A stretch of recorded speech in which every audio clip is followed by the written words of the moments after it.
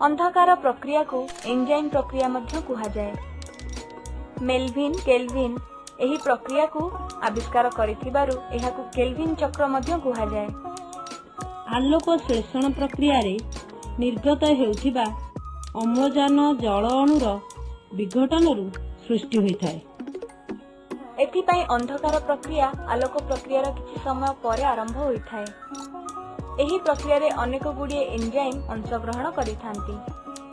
विपाचक बा संत्वरक बा एंजाइम हेउछि एक जैव त्वरक। एहा विभिन्न प्रक्रिया को प्रभावित करे किंतु निजे परिवर्तित होई नथाय। सेमानंक मध्यरे रुबिस्को नामक एंजाइम सबुठारु गुरुत्वपूर्ण। रुबिस्को सहाय्य रे CO2 जैव पदार्थ रे विबंधित होई क्रमशः ग्लूकोज रे परिणत हुए। परवर्ती समय रे ग्लूकोज पत्रर स्पंजी पारेन्काइमा रे मंडद रे परिणत हुए।